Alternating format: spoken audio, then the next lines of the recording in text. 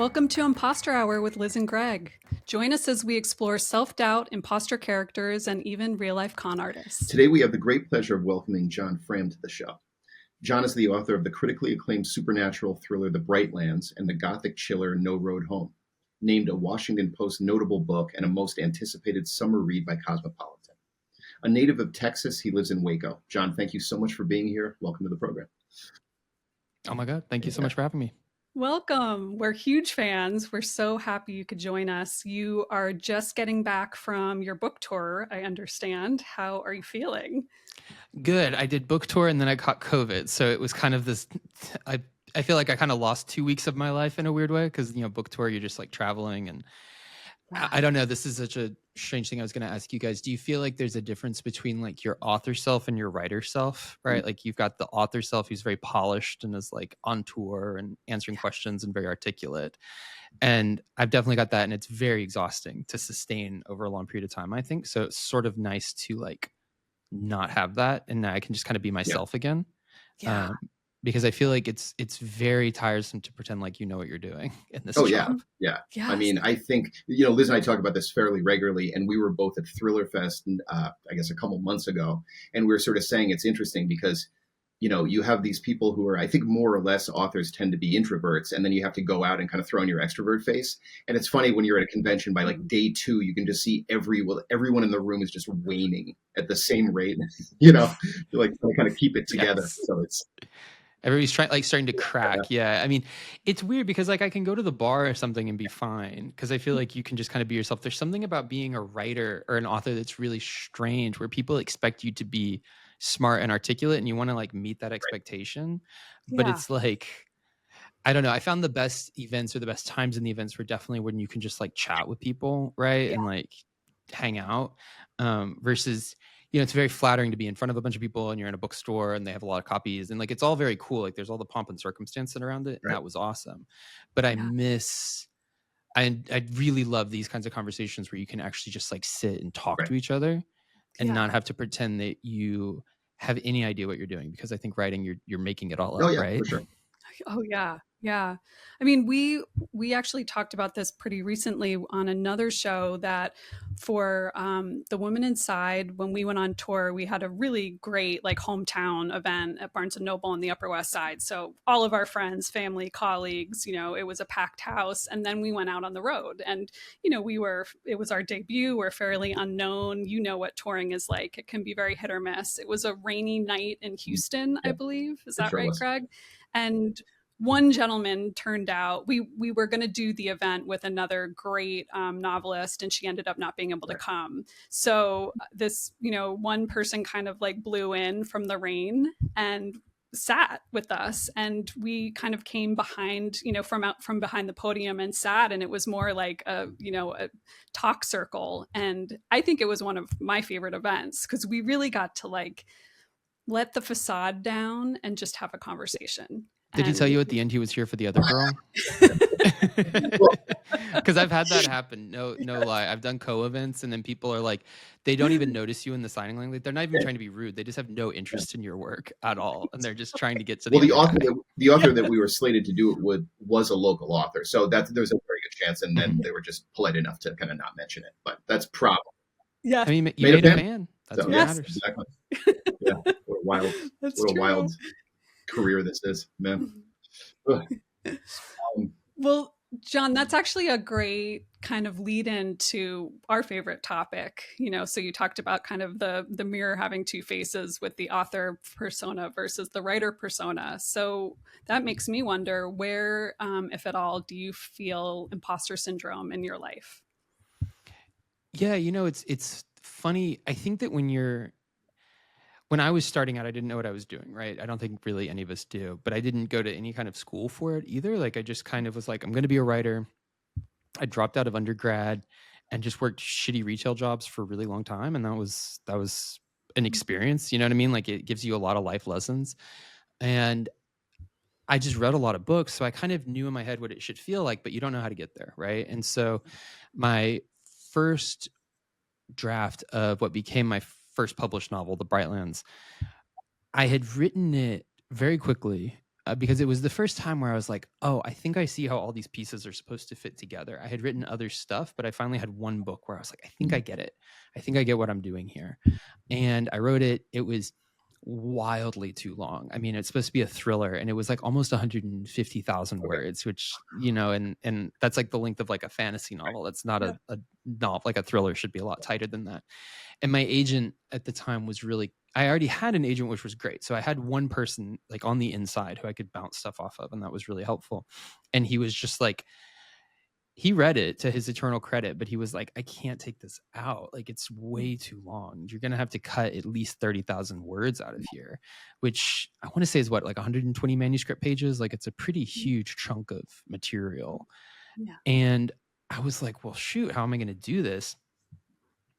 And in the process, we can talk more about it later, but basically I stumbled into becoming a horror novelist in the process of rewriting this crime novel. And that sort of haunted me for a very long time afterwards, of trying to figure out, what does that even mean? And do I even want that label? So yes, I feel like, on top of being the inherently imposter of being a writer, right? Like, I had this whole other label that I suddenly was kind of living in that I didn't even know what to do with. That's interesting. I was actually going to ask you about this, and it ties in a bit. What I find interesting about your style is that with both of the books, with the first one you're writing supernatural, with the second it's gothic horror, but it almost reads a little more like magical realism, in the sense that you establish a very realistic world, very visceral, detail oriented, and then the sort of fantastical elements sort of bleed in a little bit almost from the outskirts of it. So it's really compelling in a way, because what it does is it ratchets up that dread in a really kind of natural way, and it makes the whole thing more, I think, a lot more ominous. And so I was gonna ask kind of how you worked your way into that style. It's interesting. That's really nice to hear. Thank you. I mean, and part of what it was is, like, in terms of the realism, I grew up reading crime fiction. Like, my first loves were like P.D. James and Ruth Rendell, right? These like classic British crime ladies. And um from that, you know, you emulate your masters, right? You copy your masters, you copy the people you want to be like. But then the big epiphany I had was this moment where I was like, oh, you can't write like an erudite British woman when you're describing Texans. Like, you can, but it comes across as false.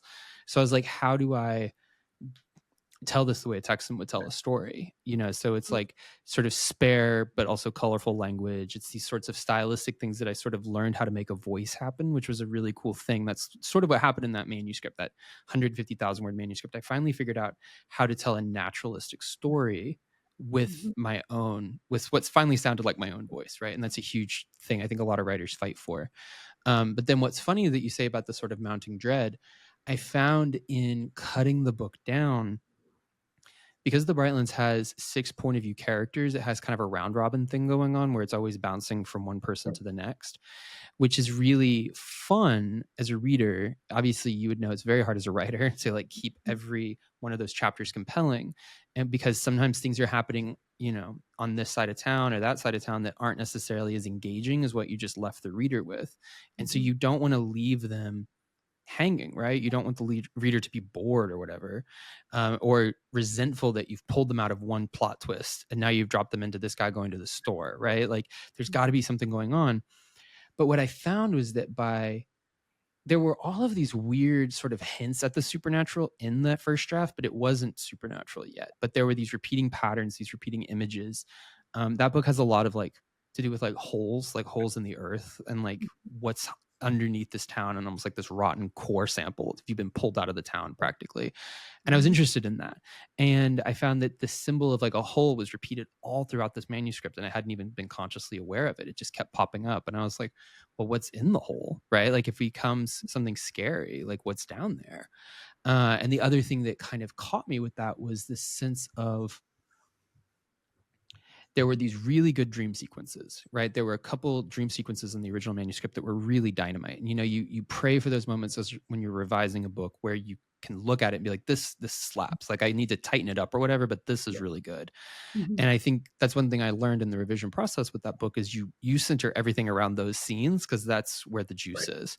And so I was like, I've got these cool dreams. I've got this really scary whole imagery. What do I do with it? And the supernatural stuff just kind of came naturally. And as soon as I had that element, it allowed me to ratchet up the dread, like you said, because now every chapter can have something scary in it, can have something pulling you into this deeper mystery, while also serving kind of it feels almost utilitarian in a way, because you're like, well, it solves my tension problem. But then it allowed that book to start getting much deeper into metaphor in a way that I found really exciting. And one rule, though, that I did set myself was like, okay, if you're also going to be a police procedural, which that book basically is, I mean, it's got like a procedural element and like a whodunit, you can't break any rules. So you have to be really clear with what the rules are, even if you have a monster. So I think that's where a lot of that realism comes from. Part of it, I think, is just like we all have an innate style. But for that book especially, I was like, how do I keep playing by the rules, even if there is a monster under the town? How do I still make a fair mystery out of this? Wow. Well, it makes me think about your use of place in both of your novels, and your kind of how I infer it, a love hate with Texas, and how Texas is a state of like many different identities within it. Do you want to talk a little bit about that? Because I think like place as a character is relevant to both the Brightlands and No Road Home in different ways. Yeah, place is huge for me. In a way that I wasn't really conscious of until I lived in New York for a while, because I left Texas at 25, moved to New York, and I was in New York for 5 years.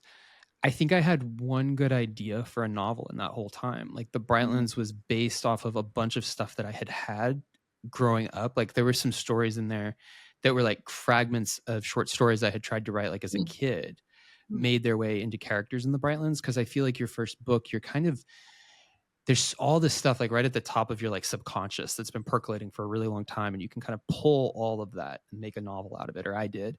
But then after that, I was really up a creek in a way, because I was in New York City. I'd had my one good idea, which was what if it's Twin Peaks but football, was what got me the Brightlands. Like that's what started it. And then that was my one good idea for the whole time I lived up there.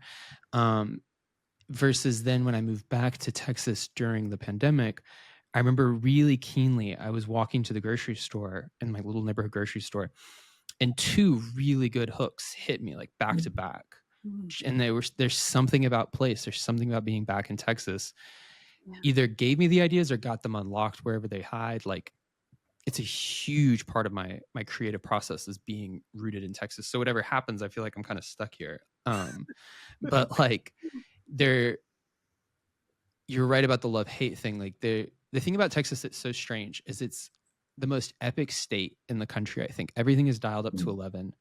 The bad guys, like the politicians, are so villainously comic, right? They're like almost operatic, and people are so insanely kind and good to you that you exist in this incredible tension where everything feels like a thriller, like a piece of commercial fiction. Everything feels really heightened here, which is I don't know, it's super useful. I really love it, as much as it can drive me crazy. That's interesting. I actually had a sort of one of these, I guess, art paralleling life, or life paralleling art moments with your book. I had finished your book and it was still very much on my mind, with everything you explore in it.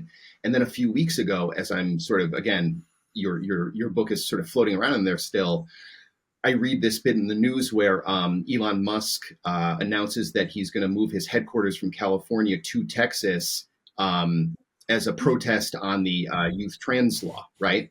And so I'm looking at that, and then your book is sort of circling in my mind, and I start to think to myself, past just the sheer cruelty of something like that, of him specifically moving to Texas, and you being in Texas and having written this book, which, for the people who haven't read it yet, is this beautiful meditation on kind of paternal love with this main character who is trying to kind of protect his young queer son from the sort of a very unforgiving world in a lot of ways. And so I was wondering kind of what your headspace was being in Texas, writing this story that is so topical now. Yeah, it's weird. This is definitely a book that I wish wasn't topical, right? But I think that, I don't know, I don't really believe too much in the supernatural or magic or whatever, but I think that writers, when we're really keyed into the creative impulse, we're seeing stuff a little bit ahead of the curve. Like novelists have a really remarkable ability to look down the line a little bit, even if we're not aware of it. Mhm. You think of like William Gibson with cyberspace or something, right? Like there are people Mhm. who can see a world coming. And so for me, it was more of just like, where is the urgency, right? Like you have an idea in front of you. What part of this is the most urgent, exciting part of that? And for this book, it was about a straight man protecting his queer son. That struck me as just really exciting to work with. So then as I was working on it, more and more and more of this like anti-LGBT legislation started percolating for the youth, like Right. targeting children. Mhm. And it was an unsettling feeling because on the one hand, I think if you were purely a businessman, you'd be like, oh, this is great. It's going to make my book topical or whatever. Mhm. But you're like literally writing a book about like the incredible cruelty that can go into repressing people, right? And like the damage that that does to literally everybody, including the Right. oppressor. You're writing this book and then you're seeing, yeah, these like laws about like children not being able to there's a law that the Heritage Foundation wants to pass where you can't refer to a kid by anything but the name on their birth Yeah. certificate, Mhm. right? Like just this comically draconian shit. And you're like, man, I thought I was making stuff up. You always think you're going too far when you're writing fiction, and then you take a step back and a couple years later you're like, no, honestly, I maybe didn't go far Right. enough. Right. Right. Yeah, Margaret Atwood is coming to mind right now. Yeah, no, she's the Diane of this, man. Like she was way ahead Yep. of everybody. Yeah.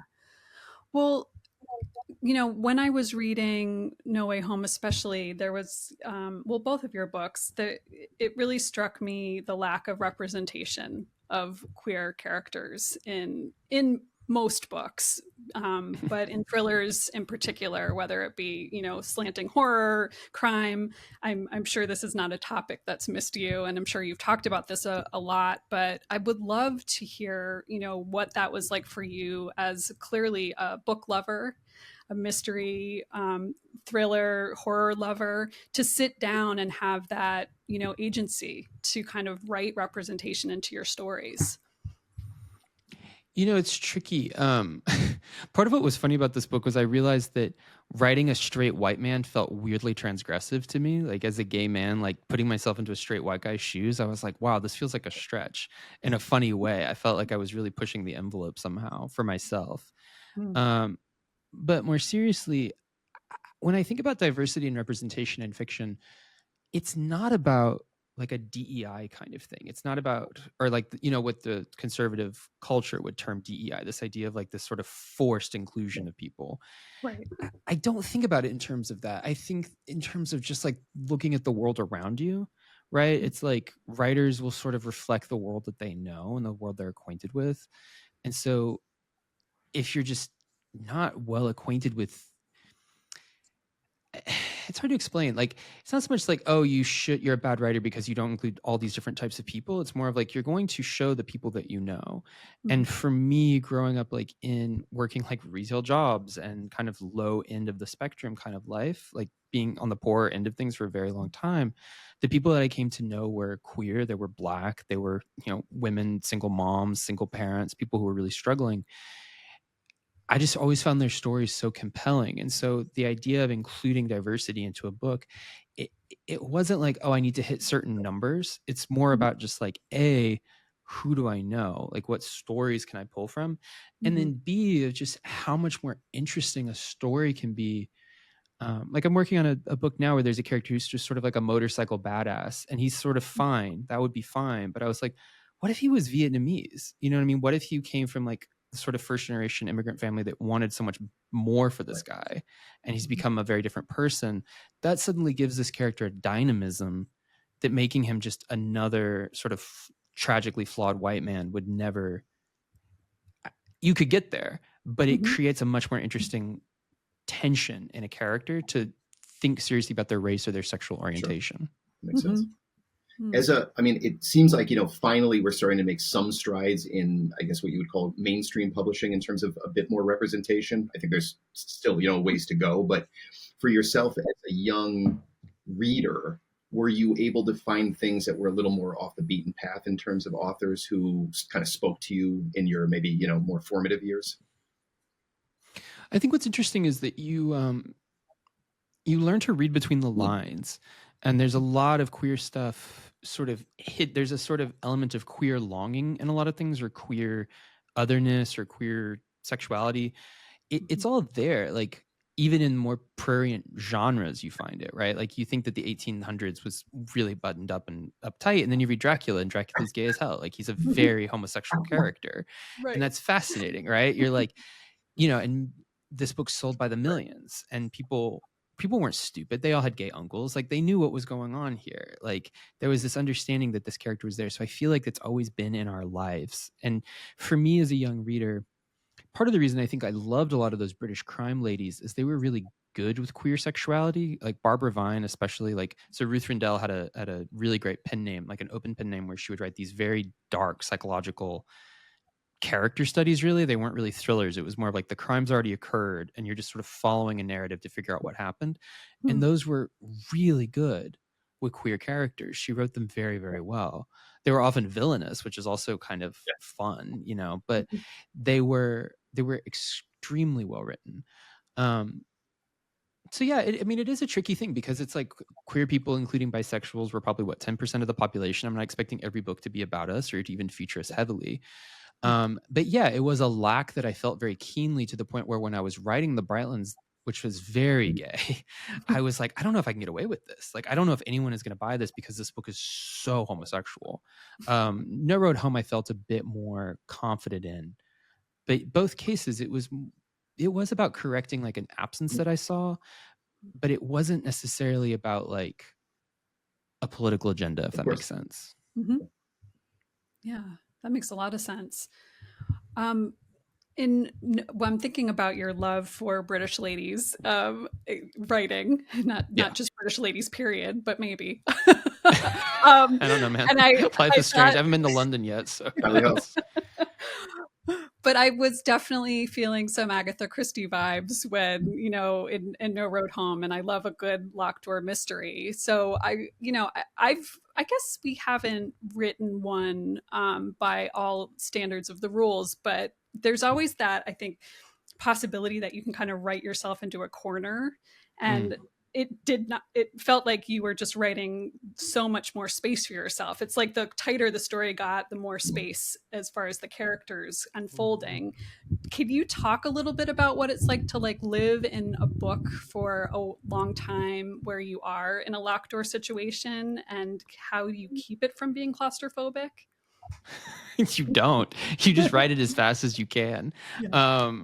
I don't know. I mean, I feel like Chinua Achebe talked about a novel being a prison sentence. Like, when you're in a novel, you're in the novel. And God bless him, he took years to write a book. I'm very lucky I can do it in about 9 months. And so it's like, I know that once I'm in a book, that's really all I can think about. And like, I'll read and stuff, but in terms of creativity, this is all that I can do, is this one novel. I can't do short fiction. I can barely write essays. Like, this is going to consume all of my writer brain. And I think that in terms of how do you keep it from being claustrophobic, I really did just write it as fast as I could. I was also dead broke when I wrote this book. I really needed some money, and I was like, which also doesn't usually work out. Like, people should know that if you're an aspiring writer and you write really quickly for money, I did that for years and it never worked. Like, this is the first time that I've been able to be like, okay, I think I can turn my career, like get a career going again with a book, partially because I just loved it so much, and partially because I think there's something really comforting in a weird way about that locked room style, because you have a set of expectations, both as a reader and a writer, that you need to hit certain marks, so to speak, in a way that I think that if you're writing a more sort of free form, like piece of literary fiction, where it doesn't necessarily have like a predetermined structure, or at least a set of expectations on it, that can be very challenging, because you can get lost in the weeds. You have to figure out what your story is really about. For me, the first draft of this book was a lot of fun. It was very easy, because I knew sort of where I needed to hit my marks, and then I could start playing around with it more. That's interesting. Yeah. Speaking of No Road Home, I'm curious, from sort of getting into a little bit of our imposter theme here. I thought it was interesting to read a number of those characters in there. It's a particular type of imposter that I think is really interesting, where a lot of these characters are kind of they're kind of using these veneers of righteousness and religious kind of, I don't know, faith and purity or whatever, to mask some really insidious histories and kind of motives, I guess. And so I'm wondering how you go about writing that tension into those characters and into that story. So for this book, what was helpful is I had the last line from the jump. I knew exactly where I wanted it to land. And I knew that the last line, I really wanted it to flip the whole book upside down. I'd always wanted to do that kind of a mystery. And something about that, this sense of a big reversal is coming, informed everything else, because you start thinking about like, okay, if we're going to have this big twist that unmasks the story in a big way and changes how you think about it, that kind of percolated into everybody, where I was like, okay, everybody here has a secret. That was kind of the rule that I had going in. I wanted one of those books where everybody has a secret, and it allowed me to do something really fun in a way, because it felt almost like a piece of music, right? Where it's like you just have different combinations of people together, and you hear like on the way that different instruments can talk to each other. And then you're like, okay, this person says this to this person, but this person says something else to this person. Where's the reality? Like, where's the truth in here? And I don't know. I found that tension both really easy because I grew up in the church, and really fun to like play around with once I was actually, I don't know if you guys feel this way. There's a real thrill for me in a novel where the murders happen and the mystery has started, and you can kind of take the gloves off and start playing, because those first 60 or so pages, you really have so much work to do, and or else it won't work, and it feels like work. And then after that, it's like this whole book just sort of spreads out ahead of you, and you can start playing around with it. So it was just like constantly trying to one up myself and top myself. Really, it was like, how can I make this more and more and more crazy but still believable? And a lot of that went to do with like, well, what's she hiding? And if she's hiding that, then what does he know? That kind of thing. Yeah. Yeah, you do a really amazing job at all of these characters and their veneers, and then what lies between, beneath. And I think, also juxtaposing that with the kind of Texan natural imposter that you spoke about before, where everyone's really nice to your face, and then there's something else simmering behind that. And then you alluded to it, saying you grew up in the church, and I really want to hear about how that informed the commentary throughout, with this kind of religious extremism or religious capitalism that you write about, because that's also so much duplicity just in that one area. I mean, the capitalism's, it's interesting you mentioned that. That was something I noticed because I grew up in a pretty big conservative Southern Baptist church, and we had some very wealthy members in the congregation and some very poor people in the congregation. I remember kind of just asking one of the other kids in the youth group, I was like, why don't they just give everyone their money? You know what I mean? Like, if they really, because the kids are the ones who are actually reading the Bible half the time. I think a lot of times the adults have sort of gotten past that, or they feel like they did it once and they don't need to do it again. But I mean, as a kid, I was reading it as a primary text, and there's a lot of really mean stuff in there about wealth, right? A lot of critical stuff about wealth, a lot of critical stuff about power. And I remember just being sort of bewildered that I was in this church structure that seemed so against that, seemed so opposed to what was actually in the Gospels, at least. The other element of it, though, that was important is there are people who genuinely believe this, and it makes them nicer people, right? There are people who are sincerely devoted to this faith, and they make the world a better place. And I didn't want to lose track of that. So that was really important to me, was at least having a few people in here. There's a character who tells Toby at one point, I hope you know that Jesus isn't in any of this, right? This idea that like, at least some of these people are aware that this is not ministry. This is not good. And that was important to me. But then there's this question of like, well, if they knew that, why didn't they do anything to stop it? That's interesting. Right. There's, in what you're describing, it's occurred to me that there's a lot of cognitive dissonance and kind of narrative irony in that as well. I'm wondering how much that, as a young person who is, you mentioned, a big reader and aspiring writer, I guess, how much did that kind of inform you, whether, consciously or subconsciously, in maybe your earlier years? I mean, I'm a gay man. I feel like cognitive dissonance is like our like bread and butter in a way, right? You spend 18 years sort of devoted to this idea of yourself that doesn't exist. It really informs everything else, and it makes you very good at, the different I think it makes us great crime novelists because you're really well acquainted with deception and the way that people can deceive like themselves as much as they deceive other people. And so that definitely, because there are some characters who are in the closet in this book, and that question of how does that manifest for them, that was all just people that I knew growing up, you know what I mean? It was all people, or people that you meet like on Grindr or whatever. You get so many stories out of people's lives Sure. like that, of they're living one life and another at the same time. I don't know, that stuff was always at the top of my mind. I remember when I came out of the closet and started meeting men for the first time, I was in a pretty small town and most of them were kind of down low, like married men. And that was fascinating to just be like, I truly cannot wrap my head around leaving here and going home to a wife and kid. Like, how do you even function? And that enigma, and then getting to know these people better and sort of seeing like the mechanics of deception and self-deception. Didn't love it, but it was fascinating to see. Mm.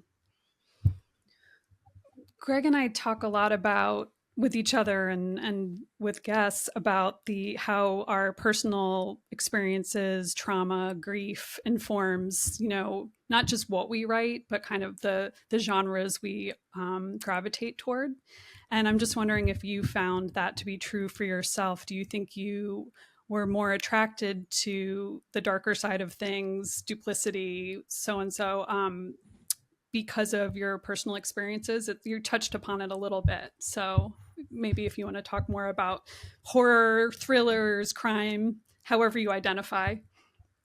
I mean, that's actually funny, the concept of how you identify in terms of genre, because like I said, when I wrote The Brightlands, it had elements of horror that kind of crept into it in the way that Greg described. Really, like the way you described it is exactly how it happened. It just seeped in from the edges and slowly took over the book.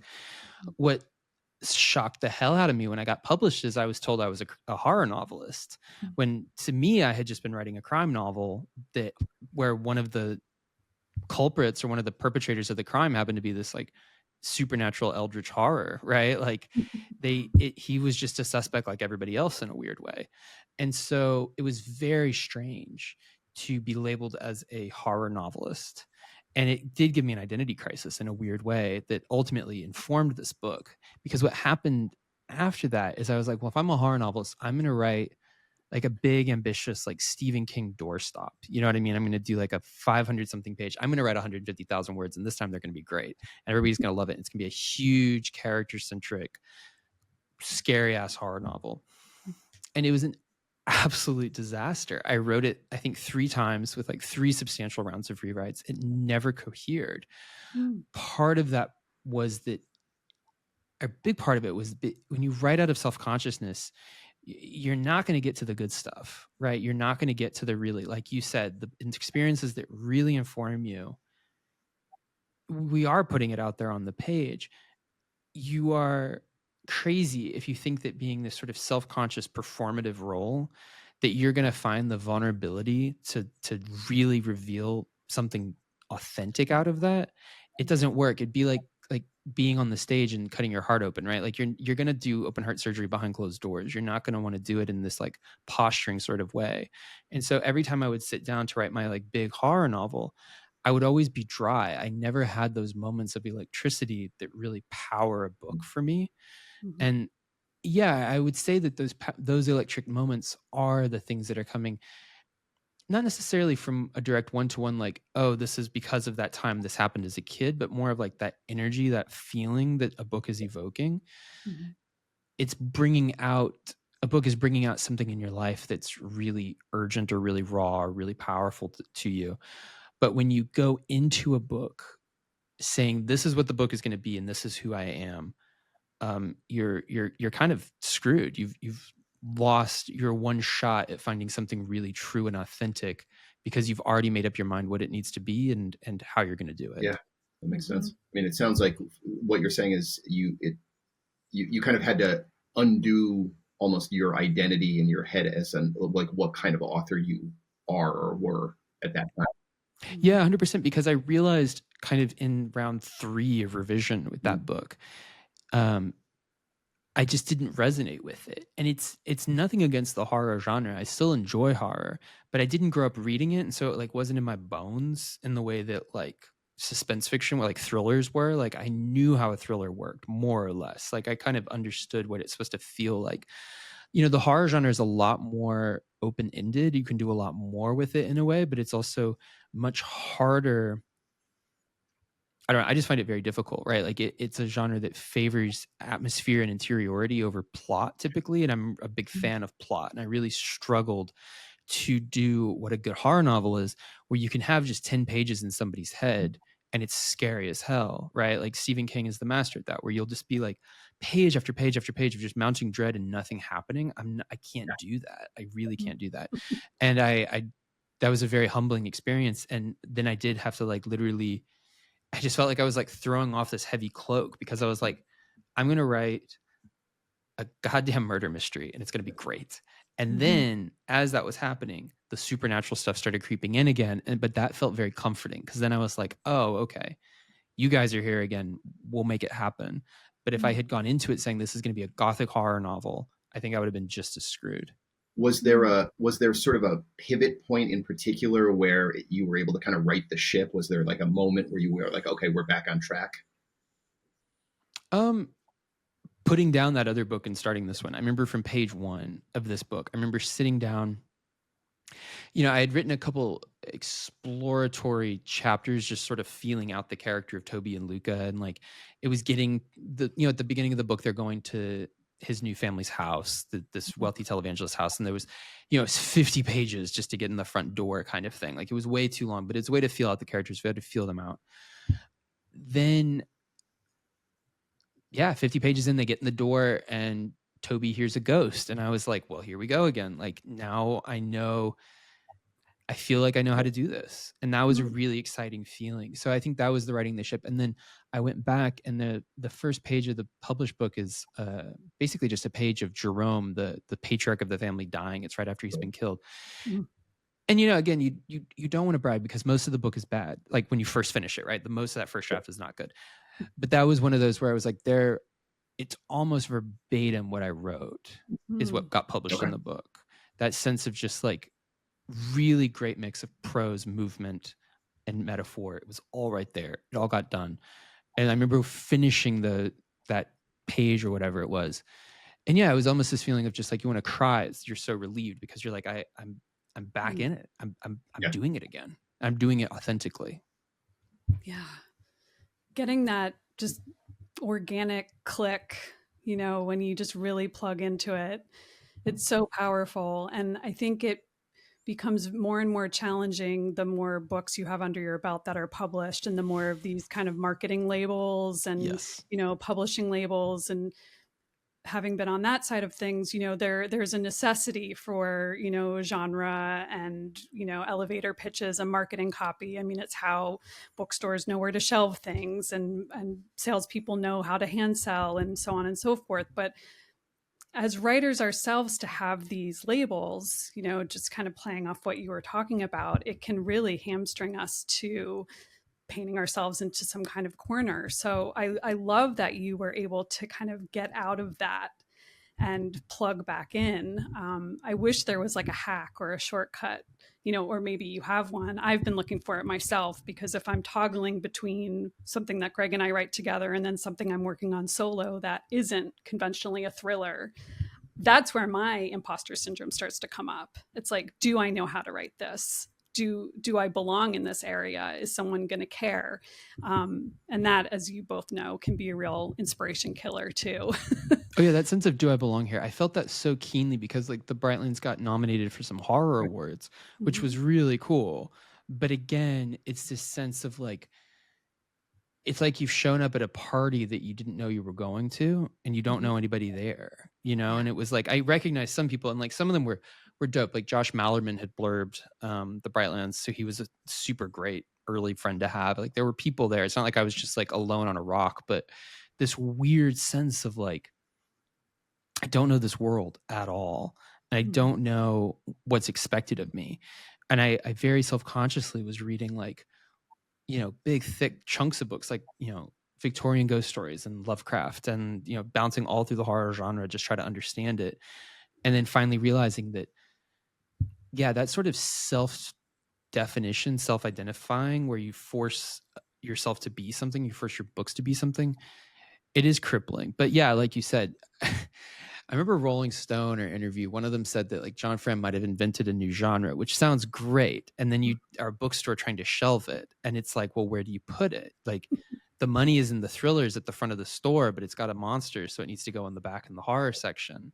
Mm. It's a really complicated question that I'm frankly still navigating. I feel like No Road Home fits much more snugly in the thriller category, but it's Mhm. still, there's a ghost in it. So what does that mean? Mhm. Right, and then you throw in gothic elements, and that's like a Yeah. subgenre. I mean, it's Yeah. basically, it's like VC Andrews in Texas. Yeah, perfect. I love that. So I'm curious. You recently launched a newsletter, which is kind of a deep dive into horror called "Why Is This So Scary?" Mhm. So is it? Did you? It almost sounds like you kind of got into horror more from sort of stumbling into writing horror in a certain way. Is that kind of? Yeah, and that's kind of what I found could be fun about that newsletter, and it's what I'm finding is Yeah. fun about it. In the same way that I said, like I sort of did these big sort of self-conscious deep dives into like Lovecraft or Victorian ghost fiction or whatever. Um, I find it's just a lot more fun to share Yeah. that with people in a lot of ways. A lot of it actually grew out of what I was gonna have. I was gonna do a Twitch channel because I play a lot of video games, and I was gonna do like horror novelist plays scary games. And then I realized like I don't know if I am a horror novelist. Like I really don't know if I fit that label. And also twitching, like streaming is so labor intensive. It's so much harder than it looks. I was like, let me stick to what I know how to do, which is how to write something. But I knew I wanted to do a newsletter. I knew I wanted to have something parallel because, like, a year and a half is a long time for people to wait for a book. They want to stay in touch with you. Mhm. How do I do that? What was tricky was, yeah, I still don't know if I'm a horror novelist or not in a strange way, but I find it's fun to explore the topic through these kinds of essays. Mm.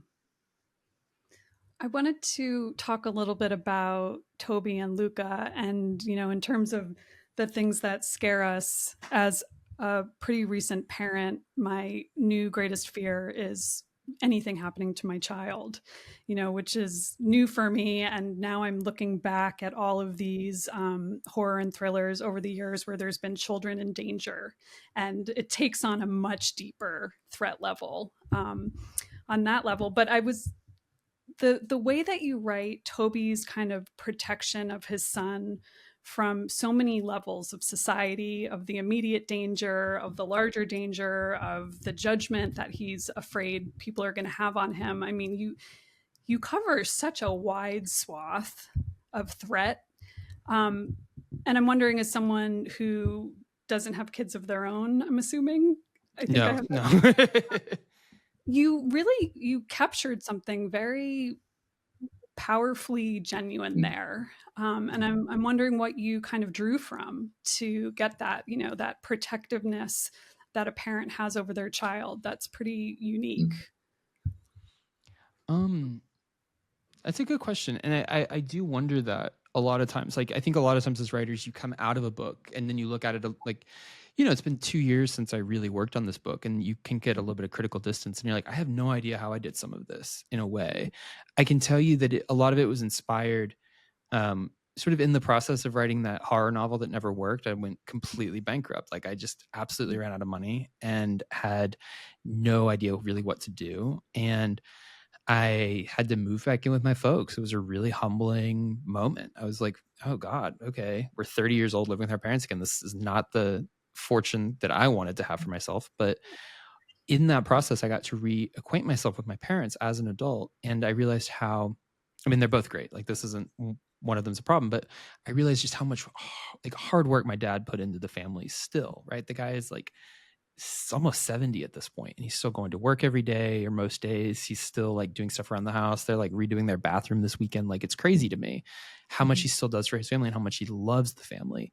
So that was one of the big, probably the big genesis for this book, was I was like, how can I put that love into a book? Because I didn't see it very often. I didn't see that on the horror pages or the thriller pages very often. so I guess a lot of it probably came from that initial inspiration. Probably a lot of it did come from my dad, of just like, imagining yourself in your parents' shoes if you were in danger, right? Like that's not too difficult, I guess, of a stretch. But it was very weird. And again, speaking of imposter, there were many times when I was like, I wonder if I can capture this properly, because it is an experience that's so far outside of my like daily experience. Hmm. Yeah. Well, I think it shows just really deep empathy, which is I think a through line in your books and your characters. There is um, just a generosity and an empathy that you have for a lot of different shades of characters. So hearing you kind of talk about observing your parents and your dad in particular, to me, I receive that as just deep empathy, which I think is essential for writers and artists.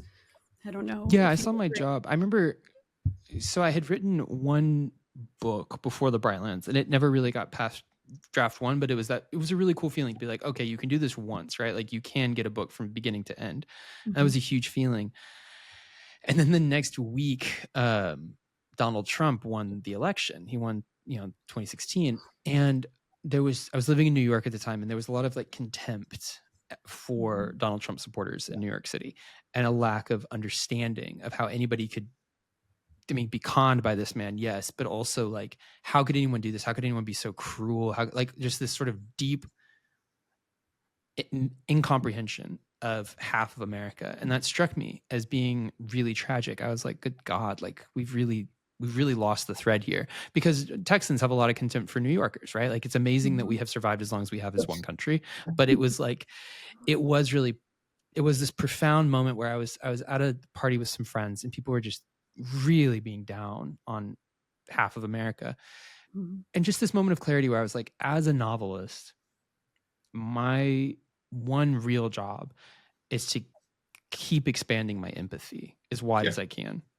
Mm-hmm. And it's not to forgive people for their choices, and it's not to excuse bad behavior, but to see everybody as human, because if we can't do that anymore, we're in real trouble, And I think that that is one of the great things that a novelist can give.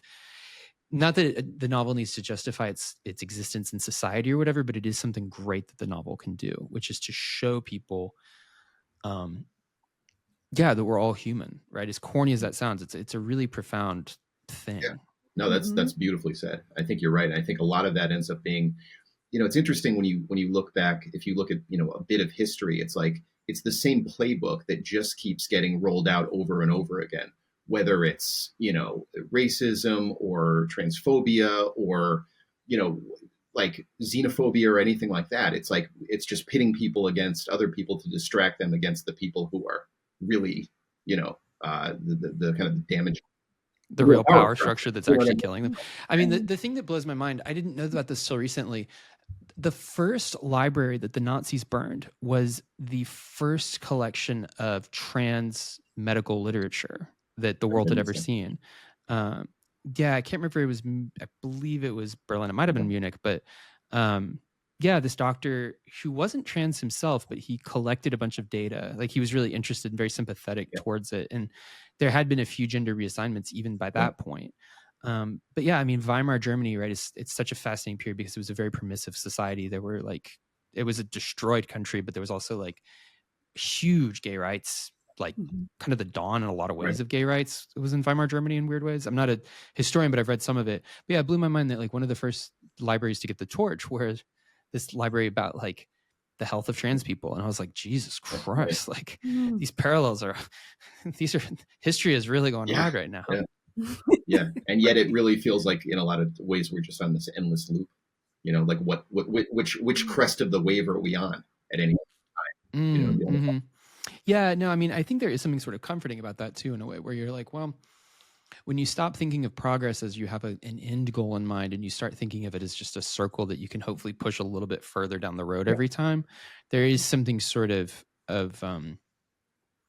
cathartic's not the right word, but it feels like a relief. It feels like, okay,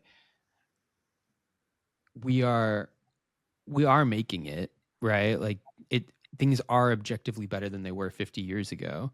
But in some ways, are they better than they were Yeah, I would say. I mean, like, I remember I've had gay men tell me that they wish they could live in like ancient Athens or ancient Rome or something because it was seen as this like paradise for queer people. And it's like, A, queerness in those cultures was incredibly bizarre and really different to what we would Yeah. conceptualize as gay.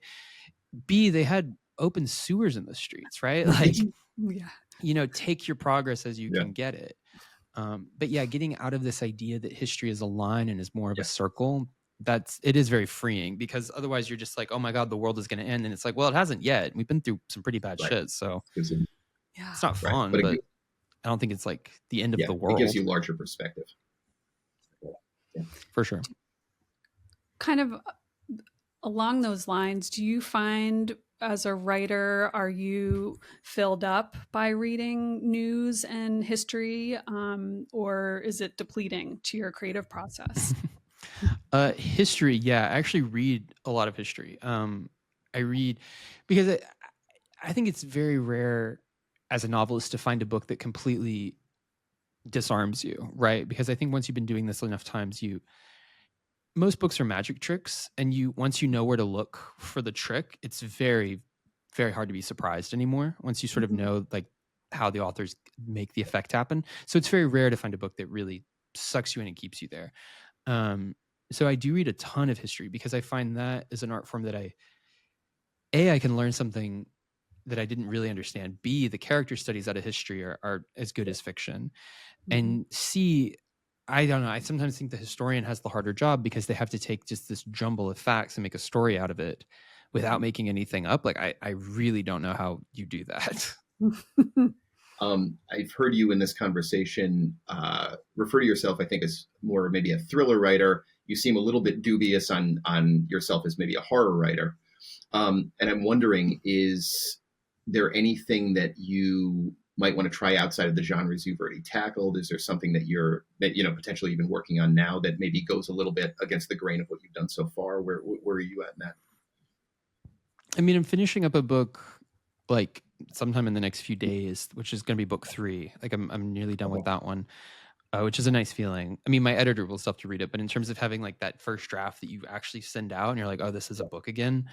Um, and that book has quite a bit of sci-fi to it in a weird way. Like, it has some horror. I mean, there's definitely some like gory monster moments and kind of like a slasher vibe to it, but it also is very much a science fiction or speculative fiction kind of question, that becomes very epic near the end. Like, it starts to really get pretty wild in scope.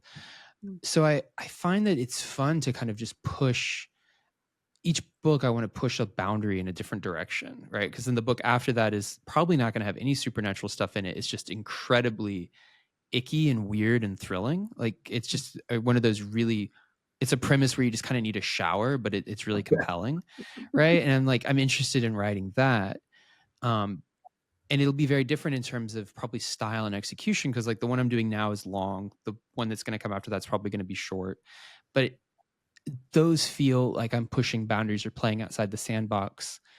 But in terms of writing something completely out of my wheelhouse, um, I don't know, man. I mean, like, I would really love to do like a private detective series, like something that's just like an ongoing character. That's really exciting to me.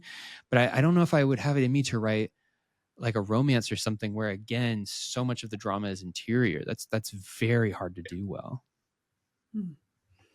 I just want to thumbnail the premise that necessitates a shower. It's great.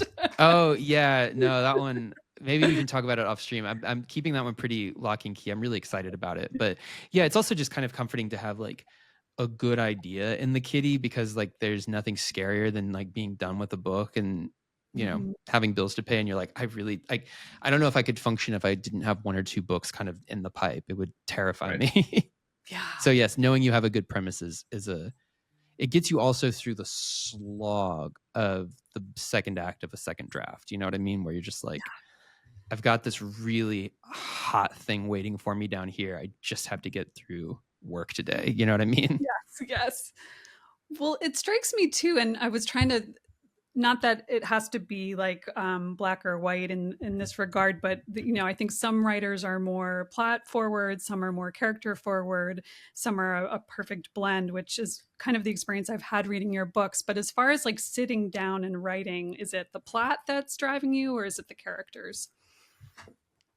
I mean, I'm a millennial, so we're very impatient people. I grew up on video games and like 20-minute TV episodes, right? So it's like, I think that plot comes as a function of that, where if I just was to spend 20 pages on a character, I could do it. And sometimes if the character is really voicey, like if I really like their voice, I can roll with it for a while. But Mhm. in terms of like what is going to wake me up in the morning and get my ass in the chair, it is a plot. Like I do want to have a central conflict, like a central conundrum powering the whole steam engine, because otherwise, yeah, you're just hanging out with these characters, which is cool, but it'll bore you. That being said, I really hate books where you can tell the writer figured out the plot ahead of time and then they just sort of sketched in the characters to make that happen. I find that really frustrating and manipulative. And again, these aren't real people, but if we're treating everybody with empathy, that kind of to me extends to my fictional characters. And I can't imagine anything more, I can't imagine a greater disservice than to sort of contort these characters into doing things they wouldn't do. Mm. So getting to know these people is really important. But that said, I want them to be hooked on a plot where they can, have a new chapter every 5 pages. Do you Yeah. find then with that approach, do you find that you'll have a plot in place and then, at some point in the story, the character will start to kind of take over and reshape the plot? Does that tend to? Yeah, absolutely. Or I think this is where luck kind of comes into it, and also the value of not starting a book right away. That was the other thing I learned from that novel that didn't work. I jumped right into it and I didn't think it through. Um, and like, while I'm really hazy in my head in terms of plot, like I have a friend who he will think about a book front to back for months and then he can sit down and write it in about a month or two, right? And it's like, it's very intensive, and I'm not saying that's any easier than what I do. I'm just the kind of guy who kind of needs to sit down every day and Yeah. work on it to get through it, but I do need a couple weeks to percolate so that I can kind of know where I'm going to wind up. And what I have found is that in terms of the big hooks, the big twists, that stuff is kind of all taken care of subconsciously, where I can get the characters right and the spine of the story is going to be the same. And I think because that whatever weird alchemy is going on when a book is getting kind of built in your head before Yeah. you start it, that's all getting established. That said, there absolutely are characters who become much more important to the plot. In this one, there's a character called Marie who's a distant cousin to the Wrights, and now she's working as like a maid. Basically, she's been hired to work as a maid for this family, and like she was never that big a deal in my head. Like she was there, but I never really prioritized her in my thinking. I guess I was trying to get the main plot figured out, and then as the story progressed, she just kept showing up, and like she was a really engaging character to me, and I really loved her. And I found then when you get into the third act, she's basically a co-protagonist for like the last chunk of the book. And that was a total surprise. I didn't see that coming at all. But I just realized that like, oh man, it allows me to again satisfy a lot of utilitarian concerns and as far as like how to get information Right. across, but also just this character became so much more organic and fun. I just couldn't stop writing her in a way. Yeah, organic is the way that I was going to kind of describe. I just had that word specifically in my head to describe the kind of the character development, the plot, like the progression of No Road Home very much feels organic, even though it's by the time you get to the end of it, it's quite intricate in terms of the plotting, but it doesn't Yeah. feel that way. It doesn't feel like you've mapped it out beforehand. It doesn't feel like you're just downloading exposition the whole time. It feels like the thing actually flows really naturally. Thank you. Yeah, I mean, the only way I've been able to find to do that is not outline. Like at least the first half or so of the book, I try really hard to not outline, and then eventually I'll slow down and make notes. But like, yeah, it's really really boring. I've done that before, where you outline something Right. to death, and then you go down to write it, and you're just like, God, it just feels like stage directions or something. You know what I mean? It just all feels so shallow. You can't get inside these characters' heads. Like it's lost all that Yeah, it spark. gives it like a paint by numbers feel a little bit. For sure. Or like it feels like one of those awful dates where you're just like you could do this whole thing like it's like where are you from? What do you do for work? Like it feels so rote and there's no romance to it. It's just it's the death knell for me of a piece of writing. Paint by numbers dating. That's another episode. God, how many hours do you have? Oh, John, I wish we had many more hours because it's been such a wonderful time talking to you. Thank you so much for giving us all this time and your beautiful, thoughtful answers. How can people find you? So, Greg hinted at one of the ways. I do have a Substack called Why Is This So Scary? We will get into horror as best we can, but definitely, it's kind of going into it, figuring it out together. And then my other big place that I'm on is Instagram, really. John.Fram is my main spot. I definitely, if you want to keep up with me, like I have a website, but Instagram is really where you're going to get like actual like live information. Great. Amazing. Well, thank you again for being with us. We will eagerly await your next novel and hope you'll come back on. And, absolutely. Thank you guys so much for having me. Sure. Imposter Hour with Liz and Greg is created and hosted by us, Elizabeth Keenan and Greg Wands. The show is produced and edited by Kate Herget and the creator of the Bookwild podcast collective. Scott Leeds composed our original theme music and Steve Luoma designed our logo. You can find us on IG at Imposter Hour Podcast and online at imposterhour.com. Please rate and recommend our show if you enjoy it, and thanks for tuning in.